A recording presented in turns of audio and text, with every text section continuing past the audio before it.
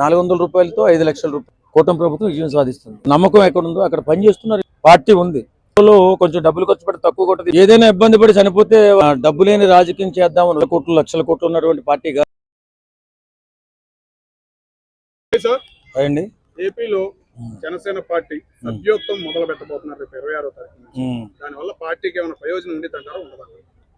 పార్టీకి ప్రయోజనం ఉంటుంది, కార్యకర్తలకి ప్రయోజనం ఉంటుంది. ఎందుకంటే ఏదైనా అనుకోని వైపరీత్యాలు జరిగినప్పుడు, ఏదైనా ఇబ్బందుల్లో ఉన్నప్పుడు, యాక్సిడెంట్ అయినా, ప్రాణం పోయినా, ఇలాంటి వ్యవహారాలు జరిగినప్పుడు సంజీవనలో ఆదుకునేటటువంటి అస్త్రమే పార్టీ సభ్యత్వం. నిజంగా పవన్ కళ్యాణ్ గారి ఆలోచన చాలా అద్భుతమైన ఆలోచన. ఎందుకంటే పార్టీకి పనిచేసేటటువంటి కార్యకర్తలు ఆర్థికంగా మనం ఉపయోగపడకపోయినా అవసరార్థం ఏదైనా యాక్సిడెంట్లుగా అయినప్పుడు కానీ, ఏదైనా డెత్ సంభవించినప్పుడు కానీ అది వారి కుటుంబానికి ఉపయోగపడుతుందనే ఆలోచనతో పెట్టినటువంటి ఒక అద్భుతమైన పథకమే పార్టీ సభ్యత్వం అని ఈ మధ్య ఏదో పేరు పెట్టారు కూడా.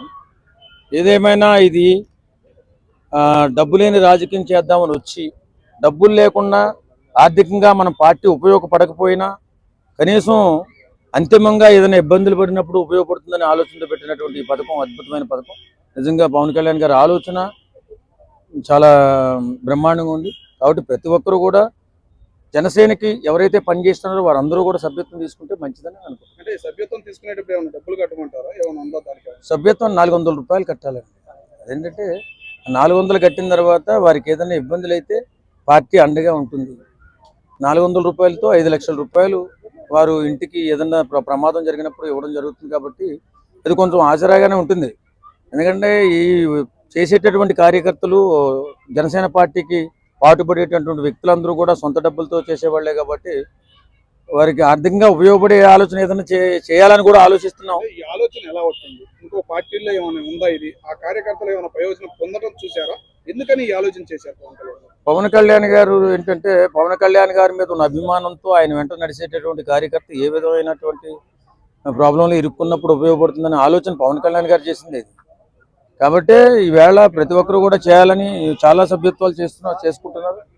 కొత్త వాళ్ళు చేసుకుంటున్నారు, పాత వాళ్ళు రెన్యువల్ చేసుకుంటున్నారు. ఇంతకుముందు 500 ఉండేది, ఇప్పుడు 100 రూపాయలు తగ్గించి 400 చేస్తారు. అట్లాగే పార్టీ పరంగా సీట్లు తక్కువ ఉన్నాయి, పార్టీ కార్యకర్తలు తక్కువ ఉన్నారు. కానీ పవన్ కళ్యాణ్ గారు ఒక మంత్రి పదవి ఉంది. కానీ బయట రాష్ట్రాలకి, బయట దేశాలకి ఎక్కువ ప్రయాణం, వాళ్ళకి ఎక్కువ బీజేపీ పార్టీకి కానీ, తెలుగుదేశం పార్టీకి కానీ ఆయన సాయం అనేది, ఆయన మాటలు అనేవి అటు ఉన్నాయి. ఇటు పార్టీని ఎలా బతికించుకోగలడు అని చాలా మంది విమర్శలు చేస్తున్నారు. దాని గురించి మీరు ఏమంటారు? పార్టీని బలోపేతం చేసుకునే కార్యక్రమాలు కూడా జరుగుతున్నాయండి. ఎందుకంటే ఒక్కసారిగా అయ్యే పని కాదు. ఎందుకంటే 1000 కోట్లు, 100 కోట్లు, లక్షల కోట్లు ఉన్నటువంటి పార్టీ కాదు కదా. వాళ్ళంటే రాజకీయంగా బలపడి వారు సంపాదించుకున్నారు. ఏ విధంగా సంపాదించారో అందరికీ తెలుసు జనాలు. కాబట్టి డబ్బు లేని రాజకీయం ఇది. ఆయన ఏదో ప్రజలకు సేవ చేయాలి, నాకు ఇంత మంచి భవిష్యత్తు ఇచ్చినటువంటి అభిమానులకి ఏదైనా సేవ చేయాలి, అందరికీ సేవ చేయాలనే ఆలోచనతో ముందుకు వచ్చాడు. బంగారు లాంటి భవిష్యత్తును వదిలిపెట్టుకుని ముందుకు వచ్చాడు. వచ్చిన తర్వాత అన్ని విధాలుగా అభిమానులు అండగా ఉంటున్నారు.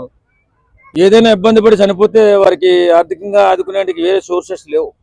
చాలా వరకు అతను ఉన్న డబ్బులన్నీ కూడా ఏదో విధంగా పనిచేస్తున్నాడు ప్రజలకి, ఒకవేళ ఆయన దగ్గర ఉంటే. కాబట్టి ఈ ఆలోచన చేశారు.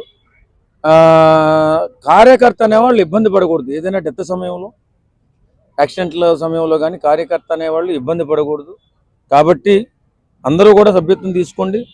400 రూపాయలు కట్టినట్లయితే యాక్సిడెంటల్గా కూడా ఉపయోగపడుతుంది, అలాగే ఏదైనా ఇబ్బంది అయినప్పుడు కూడా ఉపయోగపడుతుందని చెప్పి పవన్ కళ్యాణ్ గారు చేశారు. ఖచ్చితంగా ప్రతి పార్టీ కూడా అలా అండగా ఉంటే అందరూ బలంగానే ఉండొచ్చు. ఓకే సార్, అట్లాగే పవన్ కళ్యాణ్ గారు పూర్తిగా పట్టించుకోవట్లేదు. మొత్తం పార్టీ పరంగా కానీ ఏదైనా నాదెళ్ల మనోహర్ గారి మీద బాధ్యత పెట్టి ఈయన సినిమా పనులు చూసుకుంటున్నాడు అనే విమర్శలు కూడా వస్తున్నాయి. దాని గురించి మీరు ఏమంటారు? అదేం లేదండి. ప్రతి కార్యకర్త కూడా పార్టీ కోసం అకుంఠిత దీక్షతో పనిచేస్తారు జనసేన. ఎందుకంటే వాళ్ళు డబ్బుల కోసం పనిచేసేవాళ్ళు కాదు కాబట్టి, నిజాయితీగా పనిచేసేవాళ్ళు కాబట్టి వాళ్ళందరూ కష్టపడి పనిచేస్తారు. అది నాదెళ్ల మనోహర్ గారు అనే కాదు, ప్రతి ఒక్క ఎమ్మెల్యే కానీ, ప్రతి ఒక్క ఇప్పుడున్నటువంటి మంత్రులు కానీ, కార్యకర్తలు కానీ అందరూ కూడా కష్టపడి పనిచేస్తారు. ఎందుకంటే నిజాయితీ రాజకీయం ఎక్కడుందో, నమ్మకం ఎక్కడుందో అక్కడ పనిచేస్తున్నారు. ఈవేళ మనోహర్ గారు ఏంటంటే ఈయన కొన్ని అందరిలాగా మరి పెద్ద పెద్ద రాజకీయ నాయకుల్లాగా 100 కోట్లు 1000 కోట్లు లేవు కదా. ఈయన సొంతంగా ఒక సినిమా చేసుకుంటే డబ్బులు వస్తాయి. ఆ డబ్బులతో ఆయన బ్రతుకుతూ ఎదుటివారికి సాయం చేస్తూ ముందుకెళ్తున్న వ్యక్తి పవన్ కళ్యాణ్ గారు. కాబట్టి అండగా ఉన్నటువంటి నాగబాబు గారు కానీ లేకపోతే నాదండ్ల మనోహర్ గారు కానీ ఈ మధ్యకాలంలో ఇక్కడ తెలంగాణలో కూడా మన రామ్ గారు వారు కానీ వారందరూ కూడా అండగా నిలబడి సేవా కార్యక్రమంలో ముందుకు వెళుతున్నారు.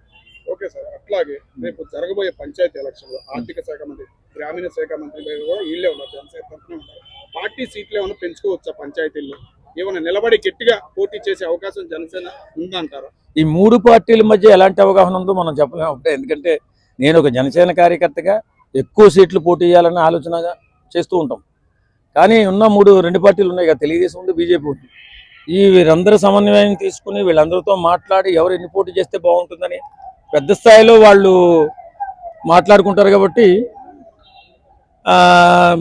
పార్టీ బలోపేతం చేయాలనే ఆలోచనలో కార్యవర్గం ఖచ్చితంగా ముందడుగు వేస్తుంది. అందరూ కూడా జాగ్రత్తగానే ప్లాన్లు చేసుకుంటూ ముందుకెళ్తున్నారు. పార్టీ త్వరితగతినే ఖచ్చితంగా బలోపేతం అయ్యే ప్రణాళిక పవన్ కళ్యాణ్ గారు చేస్తున్నారు. కానీ గ్రామాలలో, గ్రామ పంచాయతీల్లో టీడీపీకి చాలా పట్టుంది. ఎమ్మెల్యే క్యాండిడేట్ నైనా మారుస్తారు కానీ పంచాయతీని మార్చేది అనేది లేదు టీడీపీ క్యాండిడేట్. అట్లాంటి క్యాండిడేట్లు ఉన్న ప్లేసుల్లో జనసేన కార్యకర్తలు ఈ మధ్య కాలంలో కనపడుతున్నారు. వాళ్ళని తప్పించి వెళ్ళిన అవకాశం ఏమైనా ఉందంటారా? అదేముండదండి. అక్కడ పూర్తిగా విశ్లేషణ చేసుకున్న తర్వాత ఎవరికైనా ఇప్పుడు గ్రామం అంటే ఆసామసిగా ఉండదు. గ్రామంలో పార్టీల కంటే కూడా మనిషి తాలూకు మంచితనాన్ని, సేవా గుణాన్ని, వర్క్ని పరిగణలో తీసుకుని ఓటేస్తారు. అంత సామాన్యం ఉండదు ప్రజలు. ఎందుకంటే పంచాయతీలలో కొంచెం డబ్బులు ఖర్చు పెట్టి తక్కువ కొట్టదు. ఈ మధ్య మళ్ళీ డబ్బులు పంచే కార్యక్రమాలు వస్తాయి. మరి ఎలా ఉంటుందో రాజకీయం తెలియదు. కానీ ఏదేమైనా అక్కడ ఉన్నటువంటి వ్యక్తిగతంగా మనిషి ఎవరైతే ఆ గ్రామ సర్పంచ్ పోటీ చేస్తున్నారో వారి వ్యక్తిగతం పైన ఆధారపడి ఉంటుంది. కాబట్టి ఎక్కువగా ఎక్కడైతే జనసేన ప్రభావితం చూపిస్తుందో అక్కడ జనసేన సీట్లు ఎక్కువగా తీసుకుంటారు. అలాగే తెలుగుదేశం ప్రభావితం అయితే తెలుగుదేశం తీసుకుంటారు. బీజేపీకి అవకాశం ఉన్నా కూడా బీజేపీ తీసుకుంటారు. అంతే తప్ప ముగ్గురు కూడా సమన్వయంగా ఎలాంటి ఇబ్బందులు లేకుండా చేసుకునే ప్రక్రియ ముందుకు సాగుతుంది. ఖచ్చితంగా వచ్చే ఎలక్షన్లో, పంచాయతీ ఎలక్షన్లో కానీ ఉన్న ఎలక్షన్లో కానీ ఖచ్చితంగా కూటమి ప్రభుత్వం విజయం సాధిస్తుంది. ఓకే సార్, అట్లాగే జనసేన పార్టీ పుట్టింది తెలంగాణలో అని అంటారు.